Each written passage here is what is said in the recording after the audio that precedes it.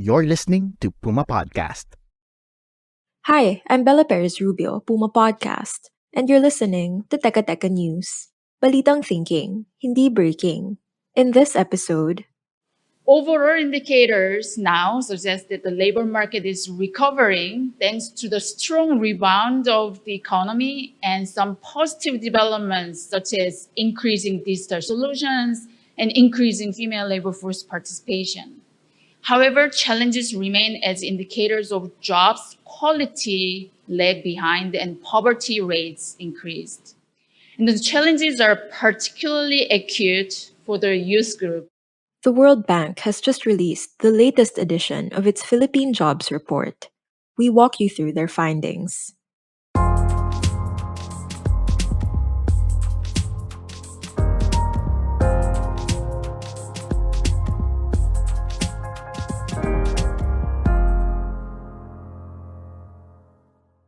Prior to the pandemic, the Philippine job market thrived.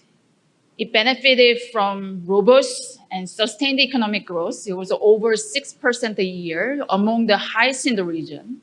That's World Bank senior economist Yun Yong Cho.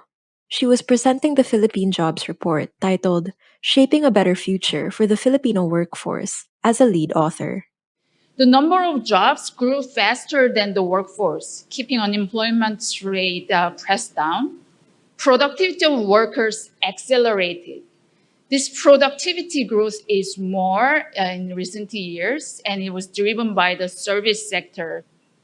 This was accompanied by steady structural transformation, with labor moving from non-wage to wage employment out of agriculture into industry and services. In short, we were on an upward trajectory before the pandemic struck. Overseas Filipino workers in many parts of the world became the symbol of the vibrant Philippine labor market. With these positive developments, the poverty rate significantly declined, and it was in large part due to non-agricultural wage incomes in recent years. But then, on March 15, 2020, we began one of the longest and most restrictive COVID-19 lockdowns in the world. The most prominent impact of the pandemic on the labor market was job loss. The actual number of jobs during the pandemic was far below what the market could have generated without the shock. Increases in unemployment and underemployment were also very much prevalent, as widely reported. Luckily, our job market proved resilient. Cho said that by the second quarter of 2022, things began looking up. But the damage was done. The pandemic had set us back by a few years. Good and former jobs are not being generated in the market, partly reversing the progress in structural transformation. With these struggles in the labor market, the poverty rate rose in 2021, deviating from the downward trend of poverty reduction before the pandemic. Moreover, labor market recovery has not been even. Some sectors have done better than others, such as ICT or wholesale and retail have recovered better than other sectors. But some other sectors, especially accommodation and food services related to tourism, they are recovering relatively slowly, but now they are rebounding even more. The effect of the pandemic on those aged 15 to 24 in particular was singled out by the World Bank in its report. Even before the pandemic, the youth group was significantly disadvantaged. Over 60% of youth were out of the labor force in 2019. The unemployment rate and working poverty rate were higher for the youth group than others. Then the pandemic disproportionately affected the youth with greater job loss and slower recovery.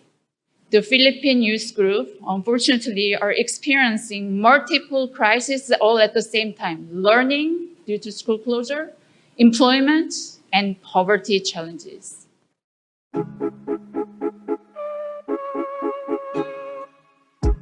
We'll pause here, but when we return, The World Bank sounds an alarm over our workforce in the BPO industry.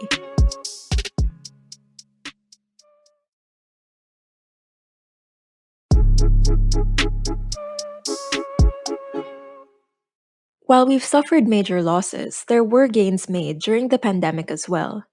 Again, here's Yun Cho, World Bank senior economist and lead author of the Philippine Jobs Report. There are some positive disruptions that COVID has triggered. For instance, digital solutions are becoming ubiquitous. Many of you are using e-money, GCash, and you're taking Grab, and you're buying things from Lazada and Shopee, and e-commerce is everywhere. Notably as well, experts saw a significant rise in the number of women in the job market. And another example of positive disruption is really steady increase in female labor force participation. Of course, the need for extra income during the crisis may have triggered them enter into the labor market. But given that Philippines' female labor force participation has been lower than other countries before, it is a positive development. When it comes to work abroad, though, it's a different story. Filipino migrants working land-based jobs outnumber men by far at 70%. One of the main issues in the international migration is that the lack of diversity in destinations and occupations, particularly among women. The majority of female migrants are going to the Middle East as household service providers, even though the Filipino nurses and seafarers have a very good global reputation. So where does this leave us? International migration will continue to provide important opportunities to Filipino workers. We argue that building on the success so far, policy measures should be provided not only to enhance and protect workers' welfare, but also to facilitate their career development in various occupations, and expanding the destination market and expanding the opportunities and occupations pool is going to be very important. The World Bank also urged authorities to maximize our advantage in the outsourcing industry by upskilling workers. The IT BPM sector has been very prominent in global labor market. Demand for workers on online platforms has been increasing, and it is even more so after the pandemic. The Philippines has a significant share after South Asian countries.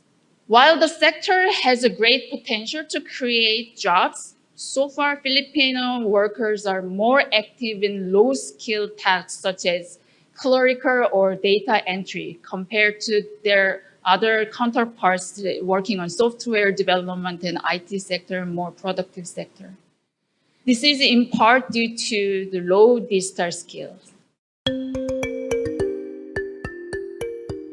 Low-skill tasks mean low pay, of course, which in this high-inflation environment makes the day-to-day a real struggle.